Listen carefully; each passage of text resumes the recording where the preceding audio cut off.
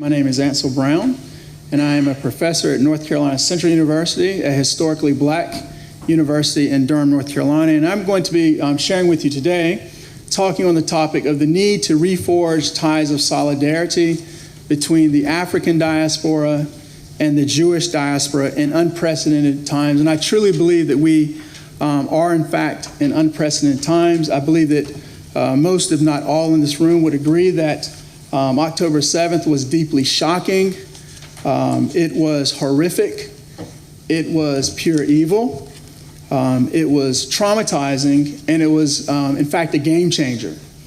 And the more that I've sort of had the opportunity to process the events of October 7th and those events that sort of have materialized in the wake of October 7th, I've come to the realization that while we are, in fact, in unprecedented times, that this has been a game changer, the sad and unfortunate reality is that this also is not new, right? We've seen this before. We've seen this with the pogroms. We've seen this with the Inquisitions. We've seen this in the book of Esther with the evil plot of Haman. We've seen this in the book of Exodus with the unrelenting oppression of the people of Israel by Pharaoh. We've seen this with the transatlantic slave trade. We've seen this with the dehumanization and the violation of black women during slavery. We've seen this with the lynchings of black men during the Jim Crow South era. We've seen this with the kidnappings of innocent Nigerian girls in northern Nigeria by Boko Haram. And we've seen this with the enslavement of Christians in Sudan by Arabists and Islamists. We have seen this before too often. And not to trivialize what has happened on October 7th, because this, again, is a uniquely evil experience that has been unleashed against the Jewish community in Israel. And if there's any group I believe that should relate to what happened on October 7th and what has materialized in the wake of October 7th, I believe it's the African American community. I believe it's the African diaspora. If you stop and think about the idea of innocent civilians living peacefully in their homeland, women, mothers, fathers, children, babies, engaged by a hostile entity in the most barbaric and savage manner, taken, kidnapped, brought to a hostile location, held in captivity against their will, where the women are raped and the men are murdered. And when there's an outcry from that community, when there's resistance, right? When there are efforts to forestall and to reverse the criminality that has been unleashed against that community, the world either sits by idly or pushes back on that resistance. This is something, if you think about it, that we can relate to. And what troubles me on top of the trauma and the tragedy of October 7th is the way that African communities, whether in America or in South Africa, have been co-opted with agendas and interests that are not in alignment with the interests and experiences of African American communities. Now, that's not to say there's not a place to stand with the human dignity of innocent Palestinian civilians. But the reality is that the Palestinian people have been betrayed time and time again by the corrupt and genocidal leaders within their community, by both Hamas and the Palestinian Authority alike. And that's not to say that there is not a place to offer a critique of a particular decision or a policy of a particular Israeli administration. But the reality is that this happens robustly within Israeli society, vastly more so than what happens in the surrounding countries that surround Israel in the Middle East, and certainly more so than the authoritarian regimes of Hamas and the Palestinian Authority. But when we more closely examine the ties, the bonds, the commonalities between the African diaspora and the Jewish diaspora and African communities, again, whether that's in the diaspora or in our homelands, we find that our commonalities and our parallels far exceed those points of divergence, which is what I would like to share with you today. So, for example, when you think about the birth of the Jewish people as a collective, as the collective people of Israel, and we turn to the Torah, which, whether you are a believer or not, we can all agree is the foundation, the constitution, the bedrock of Jewish self-identity and realization through the eons. We see that the author of the Torah, the leader of the people of Israel, who led the people of Israel out of slavery, out of bondage in Egypt, into their sovereignty, into their liberation, into their freedom in the Jewish homeland, the land of Israel, Moshe himself, he was essentially raised as an African prince in the house of Pharaoh. We see these bonds, right? These bonds between our communities that reach back into antiquity and forge ahead profoundly into our contemporary common era. But we see that Moses, he was essentially raised as an African prince. He was married to an African woman, an Ethiopian woman. He led a mixed company of the people of Israel up with Africans into the land of Israel, into a land of what some would sort of characterize as perhaps Canaanite Africans. So what we see is that the birth of the Jewish people as a collective in the land of Israel, the Jewish homeland, was essentially birthed out of Africa. There was this common connection between the Jewish people that reaches back into antiquity. And when we fast forward to contemporary times, the African American community during the civil rights era in particular, and even before that, actually, I'll talk about that, drew deep inspiration from the Jewish story of liberation and freedom and self-realization and destiny. We were deeply inspired. Think about the black spirituals during slavery. They're all pointing back to the Jewish story, the Jewish narrative. Go down Moses, go into Egypt, tell Pharaoh to let my people go. Joshua fought the battle of Jericho.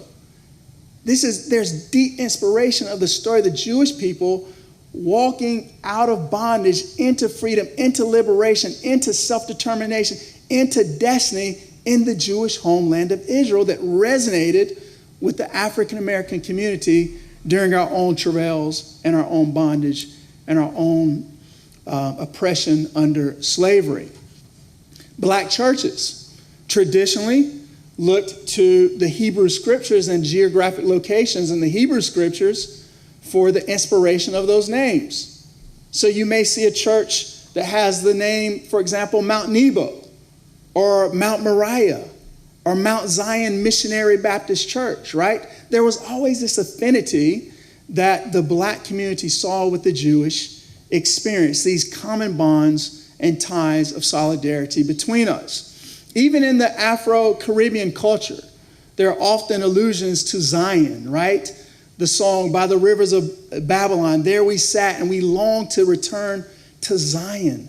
There are these connections. And of course, we know that Dr. King, as a Baptist minister, as a man of cloth, a man of faith, he drew heavily from the Jewish prophets, right? He often would say, "Let justice roll," which is a quote from the Jewish prophet, the Hebrew prophet Amos, right? And by the way, this is the same Amos in Amos chapter 9, verses 14 through 15, who also said, "I will restore the captivity of my people Israel, and they will rebuild the ruined cities and live in them. They will also plant vineyards and drink their wine and make gardens and eat their fruit. I will also plant them on their land, and they will not again be rooted out from their land, which I have given to them, says the Lord your God." This is the same Amos that Dr. King is quoting when he's saying, "Let justice roll," the Jewish prophet Amos. And Dr. King's famous "I Have a Dream" speech he's quoting heavily from the prophet Isaiah, who spoke to the people of Israel just before the second captivity into Babylon. And of course, we are familiar with the deep relationship and friendship between Dr. King and Rabbi Abraham Joshua Heschel, which you saw a picture of in the first slide. And we know that many of the freedom riders who came from northern cities to stand with the African American community, to spill their blood with the African American community, they were members of the Jewish community. And I believe that in this critical moment, it is time for the Black community to stand in solidarity with the Jewish community in your time of travail and crisis. I want that to be said. It needs to be heard loud and clear. And it's also the case that not only did the Jewish community stand with the Black community, but the Black community also historically gave great inspiration to the Jewish community. There's an ISGAP scholar, Dr. Mark Dolinger, who has a book called Black Power Jewish Politics. And he talks about the fact that when the Holocaust survivors and those who were the children of Holocaust survivors came to the United States, and those who were coming to the United States in the wake of the pogroms in Eastern Europe, they were a bit tepid in being as outward and vocal in their sort of embrace of Zionism because of the experience of the European Jewish community in Europe. But it was the Black liberation movement that inspired the Jewish community to be more adamant and more vocal and to be more outward in solidarity with its connection to the land of Israel and its outward embrace of Zionism. Also, as relates to the Holocaust, when academics were kicked out of German institutions, Holocaust survivors in the academy, when they came to America, it was not the Ivy Leagues, it was not the Columbias and the Harvards and the Yales and the Dartmouths who accepted them. As a matter of fact, at most academic institutions in the United States, Jews were forbade to be on the faculty. But it was historically Black colleges and universities who gave posts to Jewish scholars who were escaping the embers of the Holocaust in Germany. And sort of going back a little bit, sort of in the lead up to the Holocaust, we of course know that during the 1800s, the founders of Zionism, Jabotinsky, Theodor Herzl, they actually saw great parallels between Jewish self-realization and Zionism and Pan-Africanism. This is a quote that I want to share with you from one of Theodor Herzl, the father of Zionism, from his book, and he draws parallels between the Jewish story and the African diaspora story. He says there is still one problem of racial misfortune unresolved. The depths of that problem and all their horror, only a Jew can fathom. I mean the Negro problem. Think of the hair-raising horrors of the slave trade. Human beings, because their skins are black, are stolen, carried off, and sold. Now that I've lived to see the restoration of the Jews, I should like to pave the way for the restoration of the African. And so you see that Herzl saw this close parallel between our two struggles. And I find it interesting and almost full circle that here we see in our contemporary time that the Jewish community, this is cycled back, and the Jewish community is experiencing something that is akin to what the Black community experienced with slavery, the stealing, the carrying off, the being held in captivity, the tragedy. And it's not only that the founders of Zionism saw this parallel, but actually the pioneers of Pan-Africanism also saw this parallel. Martin Delany, who is considered one of the fathers of Pan-Africanism in America, who himself immigrated to Liberia, when he was speaking of the need and the importance of African Americans finding refuge in our homeland of Africa, he drew a strong connection to the Jewish experience. And this is what Martin Delany says.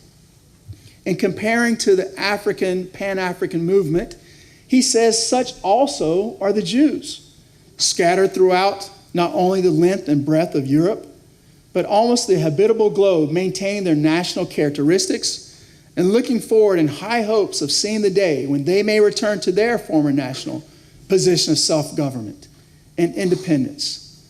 Let that be in whatever part of the habitable world it may. So this is Martin Delany, the father of American Pan-Africanism.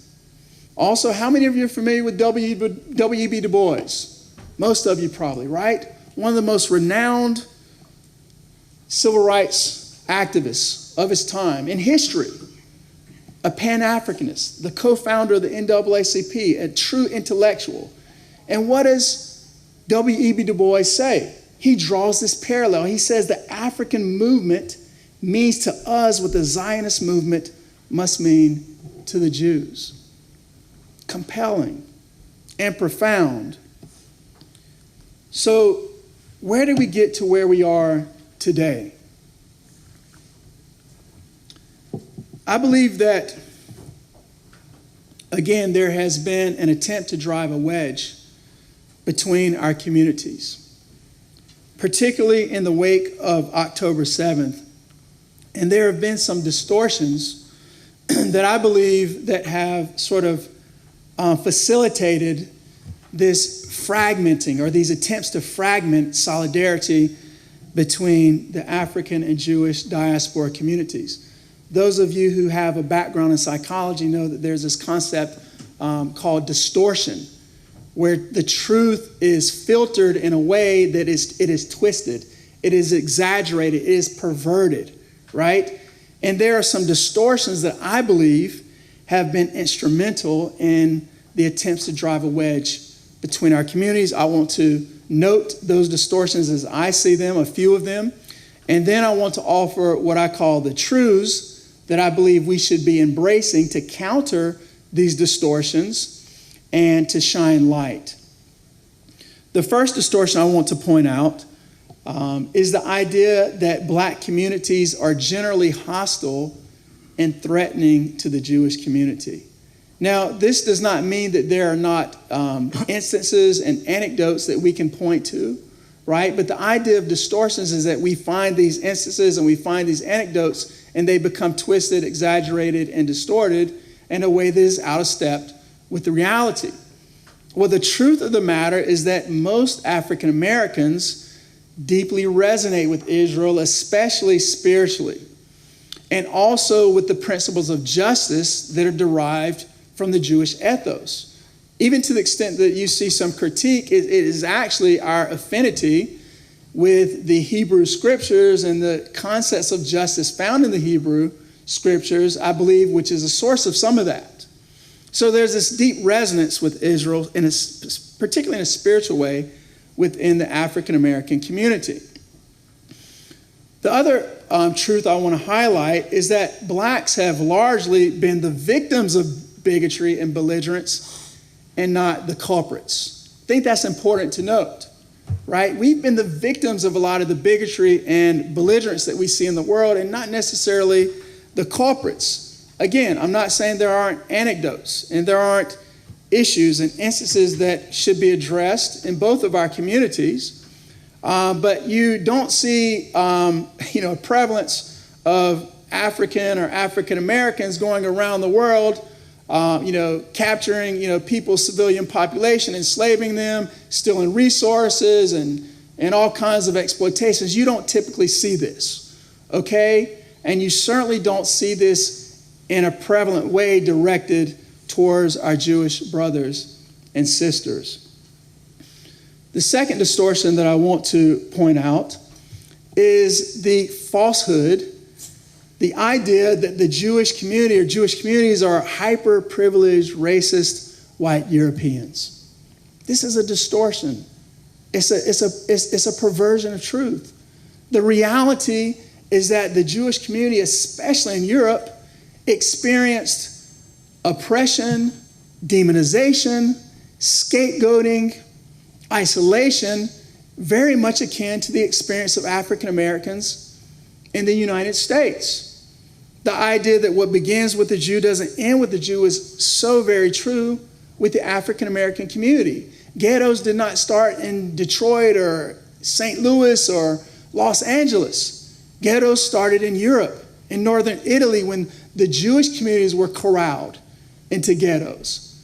Segregation didn't begin in the South. It began in Europe, when Jewish communities were forbade from participating fully in certain economic sectors. This was the seed of what we saw with the oppression of African Americans. The caricatures of African Americans that you see, how we are depicted in ways that are considered out of step with European norms of beauty. This began in Europe with the caricatures of the Jewish community in Europe. We see many of these parallels of oppression that counters this idea that the Jewish community is this racist white European community. As it relates to Israel specifically, when we look at Israel, we see that the Jewish Israeli population is largely from Africa and the Middle East, right? The Sephardic, the Sephardic, Jewish community, the Mizrahi community, right? This is the majority of the Israeli population, and even the European Ashkenazi population genetically has been connected to the Middle East and North Africa, right? So this is a falsity that has to be dispelled. And the Arab population within Israel, right, the Israeli Arab population, the 20% Israeli Arab population, they have full civil rights within Israel, right? Sometimes to the extent that they're able to get elected to the Knesset and stand and promote policies that are completely opposed to the interests of the Israeli nation, right? But they have full civil rights. So we have to dispel this distortion. The last distortion that I want to point out is this falsity, this falsehood, that Israel is a colonialist, apartheid, illegal occupying state. The truth of the matter, and this is so fundamental and foundational, Jews are indigenous in Israel. A 3,500-year history of being indigenous in the Jewish homeland. Britain went to foreign lands, conquered other people's lands, suppressed and oppressed the indigenous peoples of those lands. The Boers and Afrikaners, when they went into Africa, they took black South African lands and history, and they oppressed and suppressed them in their homeland. The Jewish people are indigenous to the land of Israel. We're standing here in Oxford where we're looking at some of the sites in the history of the 1,000-ish maybe history of Oxford. Well, the Jewish history is nearly 4 times that in the land of Israel. The Jewish people are indigenous in their homeland of Israel. And I think this is an important truth that we must shine. You cannot colonize your own homeland. Okay? The next truth is that Israeli policies that are often critiqued are in fact policies that are in self-defense of the Jewish homeland. The separation wall, checkpoints, security measures, the operations in the territories.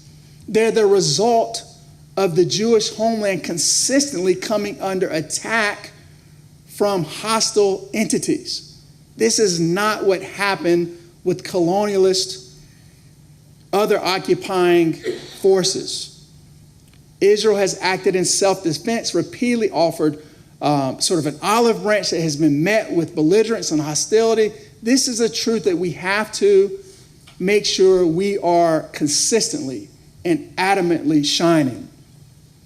The last distortion that I want to point out is the distortion that Israel's presence in the territories is a violation of international law. The reality is that Israel's presence in the territories is not in violation of international law. And I want to give you a couple of examples of this. Let's start with United Nations Resolution 242. The resolution that was passed in the Security Council just on the heels of the 1967 Six-Day War. And this resolution has two parts, and it's important to note that both parts of the resolution are coupled together. You can't take one without the other. If you look at the language of the resolution, it says that it calls for the establishment of a just and lasting peace in the Middle East, which should include the application of both of the following principles. Both of these come together.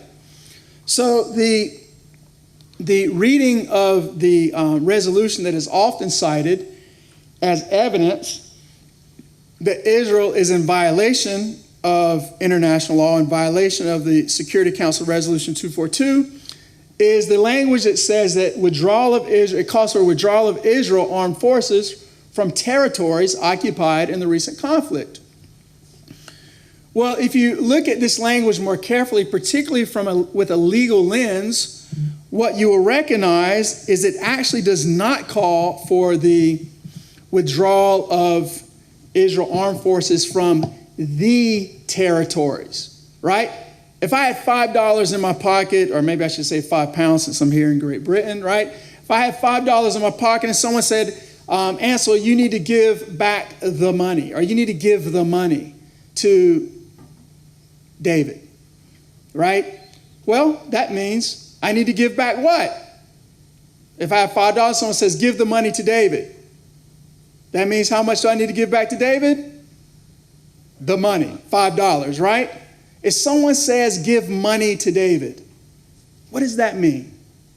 If someone says, Israel is required to return territories, not the territory or the territories, territories. But this is the important piece we need to acknowledge here. It's not, first of all, it's not the entirety, one, under international law, under Resolution 242. But if we continue to read, it also calls for the termination of all claims or states of belligerency and respect for and acknowledgement of the sovereignty, territorial integrity, and political independence of every state in the area, and their right to live in peace within secure and recognized boundaries free from threats or acts of force. So what we see here is when we couple provision 1 with provision 2, is that 242 is calling for Israel to withdraw from some territories to the extent that Israel still resides within secure, recognized boundaries free from threats or acts of force. Now we can see from what is happening in Gaza, what has happened in Gaza, what is happening on the northern front right now, the importance of Israel within the compliance of international law under 242 to preserve many of these territories, right? 242 does not require Israel to return all of those territories. And if you look at the area shaded in beige here, you will see that with the Camp David Accords, Israel returned 88% of territories to Egypt. Israel is already in compliance with Resolution 242, and I believe to Israel's own harm in 2005, Israel returned even more land to the Palestinian Authority, which was taken over by Hamas, which is why we're where we are today. So Israel is in compliance with Resolution 242, looking at this with a legal lens. Well, you may say, and this is actually the 1948 armistice line. Let me correct that, because the reason it says 1967 here is that oftentimes people will refer to the 1967 border, right, the pre-1967 line, but it's actually the 1948 armistice line. And you may, or someone may say, well, doesn't it seem apparent that 242 was referencing the 1948 armistice agreement and calling for Israel to return to the pre-1967 lines that were established in the 1948 armistice agreement? Well, let's look at the language of the armistice. What does it actually say? And I'm sharing this with you so that you are equipped with the knowledge and information to counter many of these distortions and perversions of truth that are lobbied against Israel, against the Jewish collective of Israel, against the Jewish homeland, and that are wedge issues presently between African and Jewish diaspora communities to a degree, okay? So let's look at the language. No provision of this agreement shall in any way prejudice the rights, claims, and positions of either party hereto in the peaceful settlement of the Palestine question. The provisions of this agreement being dictated exclusively by military considerations. The armistice demarcation lines defined in Article 5 and 6 of this agreement are agreed upon by the parties without prejudice to future territorial settlements or boundary lines or to claims of either party relating thereto. So the 1948 Armistice Agreement itself disclaims any association with political boundaries and political settlement. That was not the purpose, and the language is express. And it is time that we not only recognize this, but that we make sure we are putting forth the truth of the matter. Let's turn to the question of settlements. The accusation that Israeli settlements are illegal. They're illegal under international law. Where does that come from? It comes from the Fourth Geneva Convention, which sets forth that the convention shall also apply to all cases of partial or total occupation of the territory of a high contracting party. So initially the convention is defining the scope of its application, which is important. I'll come back to that. And then it proceeds, even if the said occupation meets with no armed resistance, the occupying power shall not deport or transfer parts of its own civilian population into the territory it occupies. So let's go back to the scope of the application of this provision of the Fourth Geneva Convention. It said it applies to the partial or total occupation of the territory of a high contracting party. What is meant by what is a high contracting party? Anyone? What is a high contracting party? Well, what is any high contracting party? It's a country. The convention is a document, it's an agreement of sovereign countries who came together and conceded a degree of their sovereignty to come under the sort of international norms of this convention, right? And so the high contracting parties are sovereign countries who are beholden to the terms of the convention. So this is the application. So when we think about the territories, let's say the West Bank or Judea and Samaria, the question is, who's the high contracting party? What is the country whose land Israel would be occupying? Kingdom of Jordan. Is it Jordan? Yeah, so someone may say the Kingdom of Jordan, which itself occupied the land not even 20 years, from 1948 to 1967. So it's not the land, right? It's not the territory of Jordan. Is it the territory of there's no Palestinian country, right? I do know there's a nation of Israel that has a 3,500-year history in Judea and Samaria.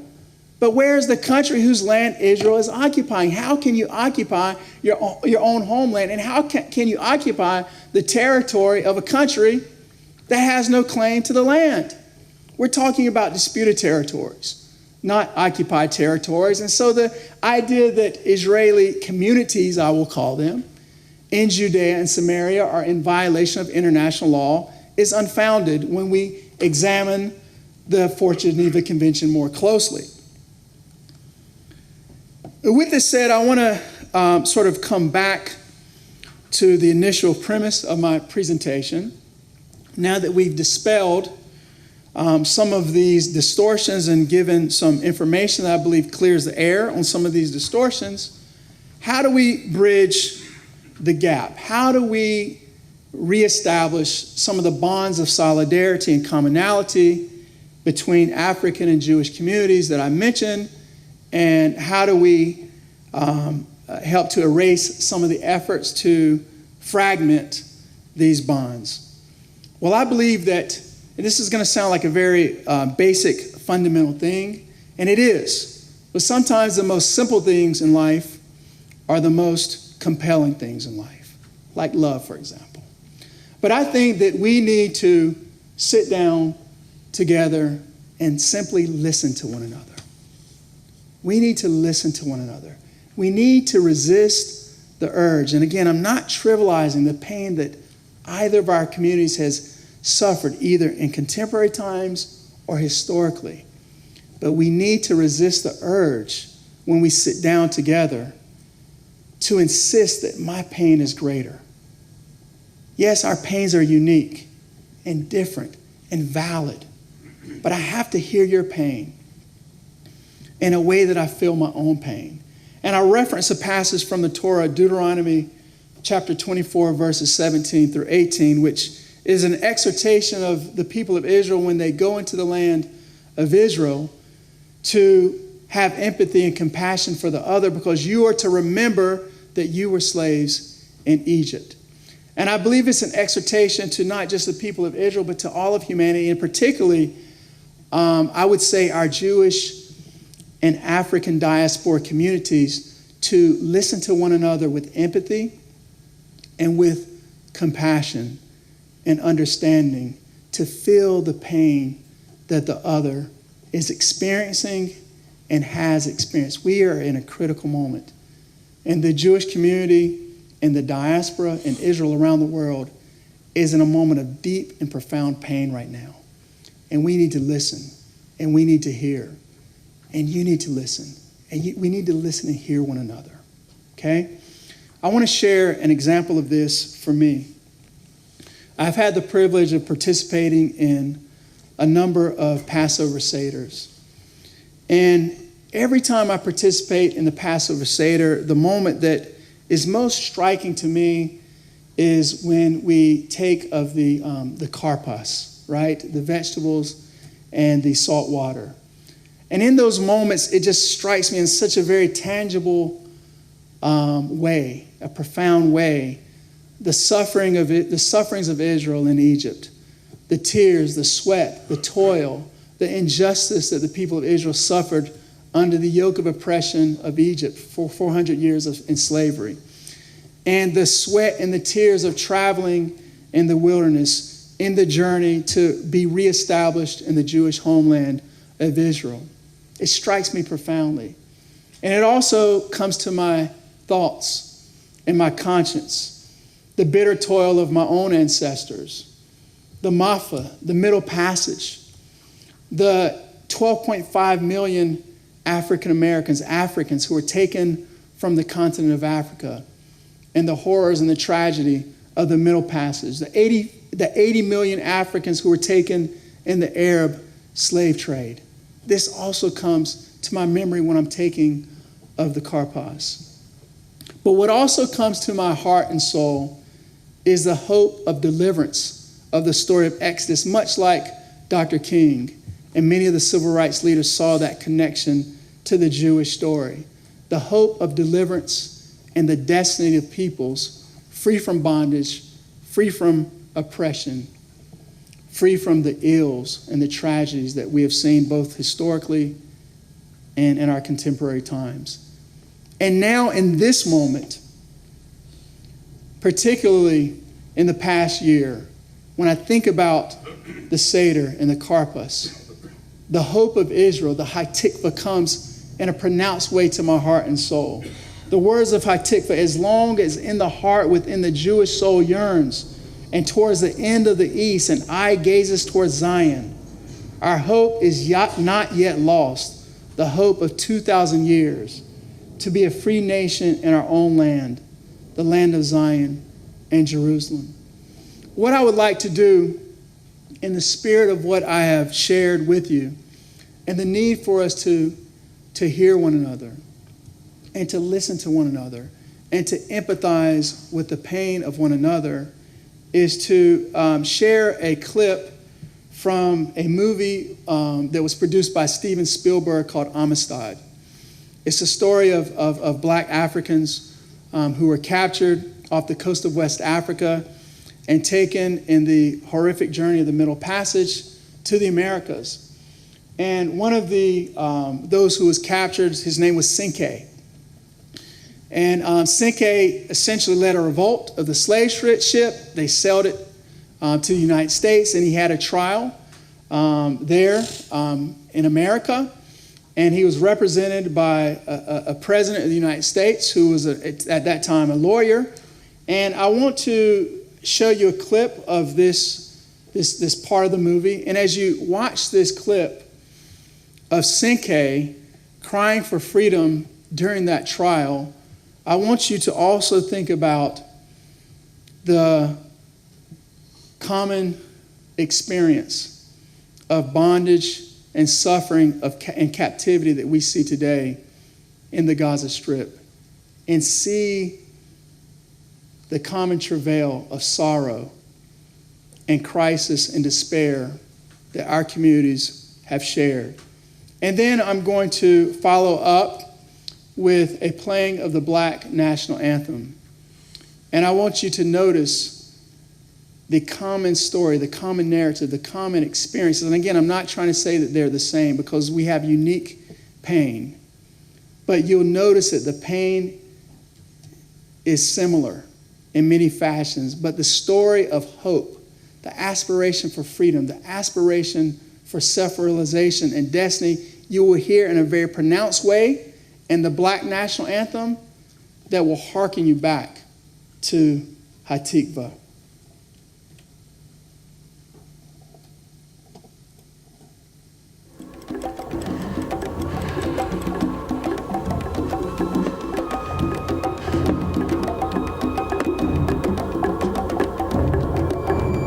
I do see that the cargo weight changed. They reduced the poundage, I'd see. That is all.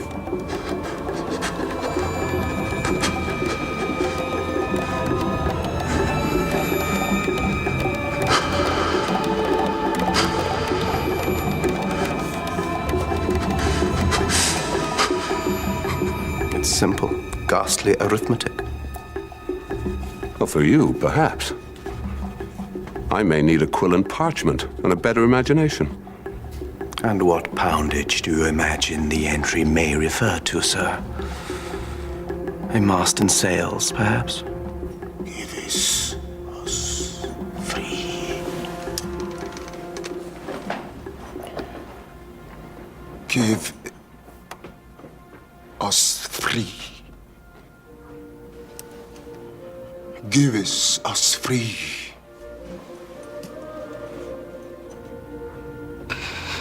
Give us free. Your Honor, please instruct the defendant that he cannot disrupt these proceedings with such Give us free! If we are to have any semblance of order in this court, Your Honor. Give us free! Give us free! Keep crying out, give us free, or anything else. Give us free! I'm sorry to question this witness. Give us free! Give us free!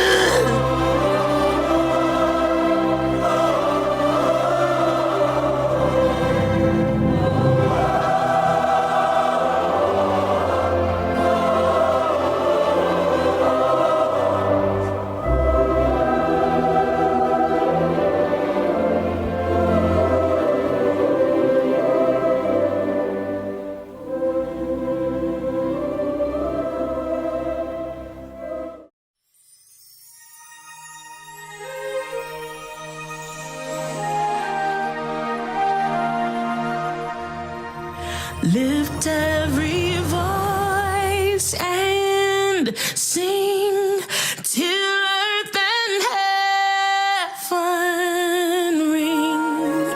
Ring with the harmonies of liberty. Let our rejoicing sing, rise high as the listening skies. Let it resound loud as the rolling sea.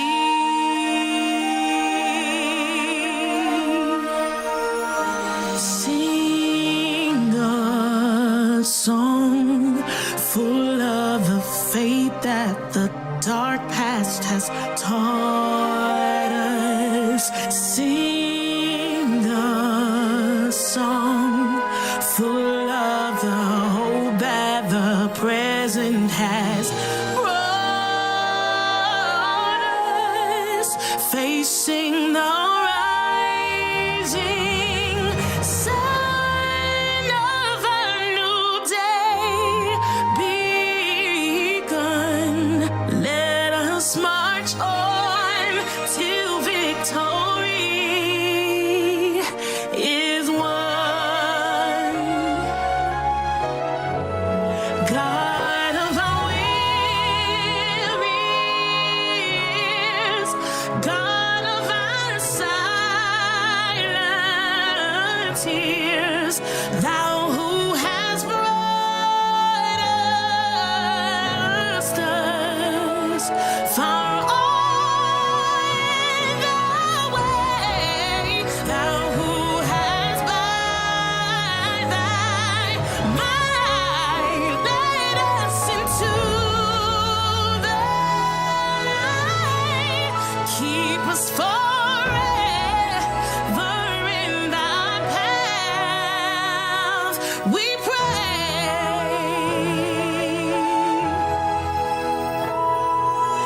Lest our feet stray from the places, our God, where we met Thee. Lest our hearts, drunk with the wine of the world, we forget Thee. Oh,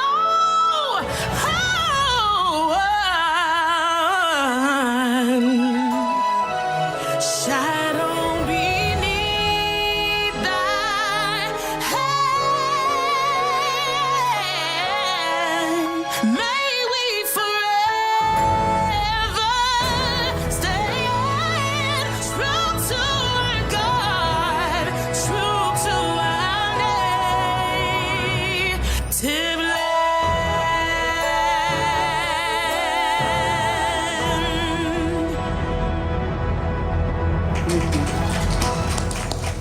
I'll conclude by saying you are not alone. We are not alone. I'm Israel High. Thank you. I'll take questions. I had a question. I was hoping that you could help with. One of the things that it's been so difficult to communicate, to talk to is, and I'm not talking about talking to people who are hostile to design or hostile to Jews, but people who are not hostile, maybe neutral, or maybe who come to me and say, Larry, what do you do with the death in Gaza? You know, so to being able to answer people who know that I'm a Zionist, they know I'm pro-Zion, and they ask me honestly, and again, I'm not talking about, we know that there are people who are just use this as a way, you know, as a cudgel. But have you been confronted with this question in your allyship, and how do you deal with it? How do you understand it? How do you communicate it? I know it's a hard question. Yeah, I know.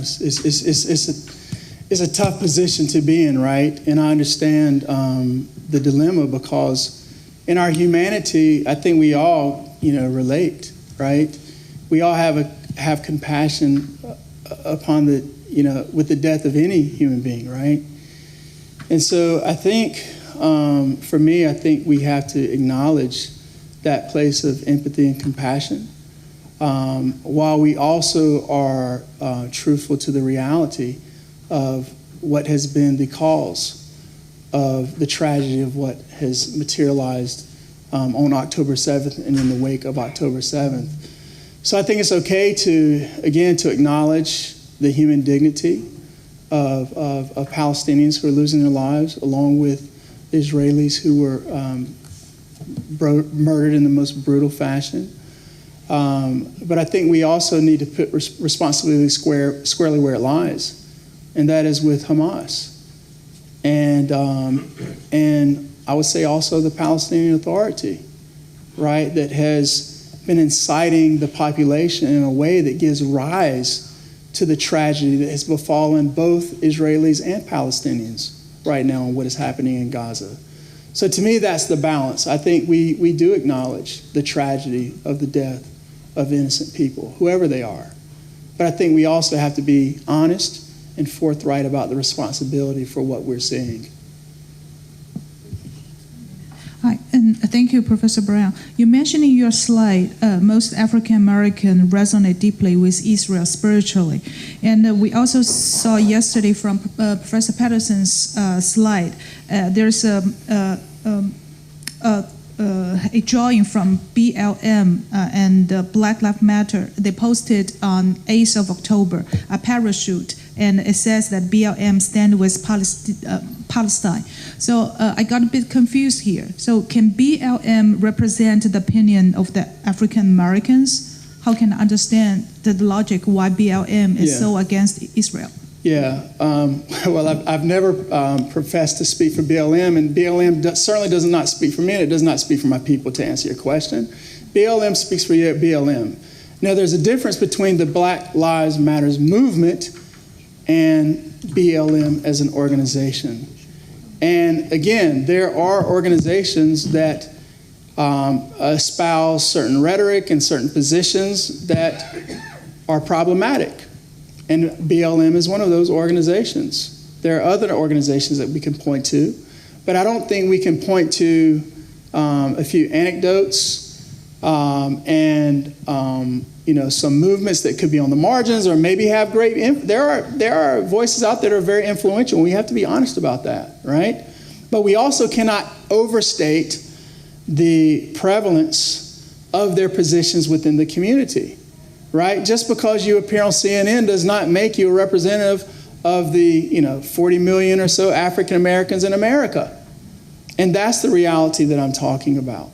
I'm not denying that there are voices within the community that have espoused some positions that may be problematic, are problematic.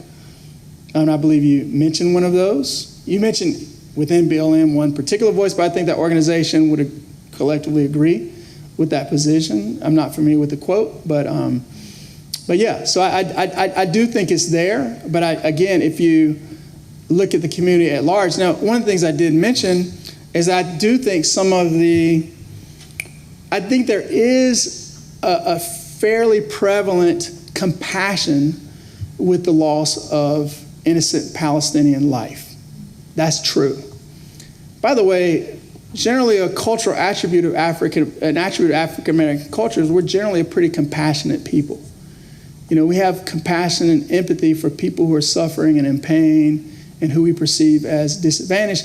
And what I'm saying is that this actually derives from an ethos that we actually find in our spiritual connection to the Hebrew Bible.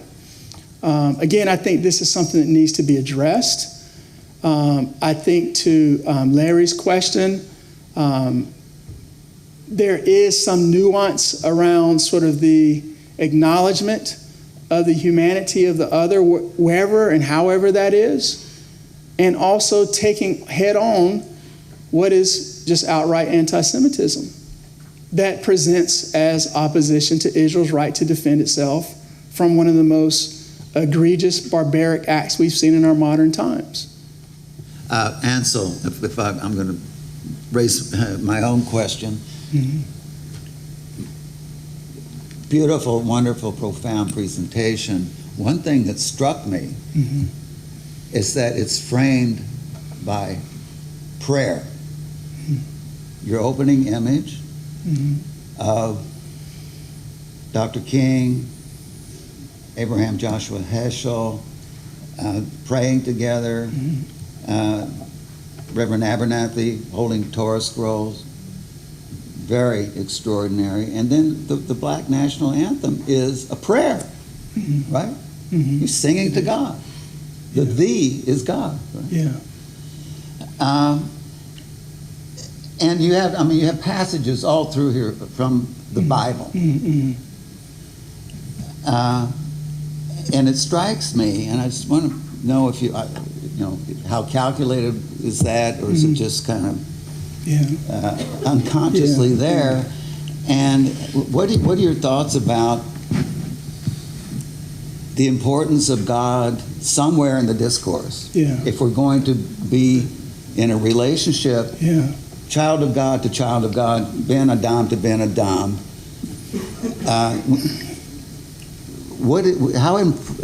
my sense is that it's, me, very important. We've talked about absolutely, it. So I'd like to hear your thoughts on where's God? What's the role of God in this discourse, in this relationship? Well, God is right here. I'll say that, first of all. He is with us, and I am a believer. Faith is important to me, and I'm sure you saw that represented in the presentation. But I have to say that I can say with certainty I am not an anomaly in this regard from my community, is that black people are generally God-fearing people. I can say that. It doesn't matter where we are. It doesn't matter if you're in North Carolina. I was just in Kenya, Ethiopia, Uganda, Nigeria. We're generally God-fearing people. The fear of God is something important. And I went back to the slide. I mentioned the truth that African Americans resonate deeply with Israel spiritually. We're a deeply, deeply spiritual people. There's a reason why we call our food soul food, right? Because the soul and the spirit and faith in God is something that's deep, deep within us. And I know that's something that's deep, deep within the Jewish community as well. And so I think it's not just coincidental, but it's purposeful and it's intentional that is included. And I believe that, to your point, I believe these bridges and bonds, I'm glad you said that, because you guys are going to, I know that one of my friends here we talked about, she's joked about her being a rabbi's kid and I'm a preacher's kid. You guys are going to bring the preacher's kid out of me, but we need to pray. We need to pray together. We need to talk, but we need to pray together. Because I'll say this, I don't know if you're recording, but it doesn't matter to me, that I think much of what we're dealing with is spiritual. And I think prayer is needed to reverse it and to change it. I just want to say that. Thank you. Thank you. Mm-hmm. You can be pro-human, right? We don't have to be it's not a zero-sum game. But I think we do. And there are leaders who are doing this already. But I think what we're doing right now is a start. But it takes courage to do this work. Let's not be naive about it. It takes courage to stand for truth in the face of the crowd. It's easy to follow the crowd over the cliff, but it takes courage to stand up and speak the truth. And I believe that those who have the courage to do so need to do so. That's why I'm standing here right now. Yeah.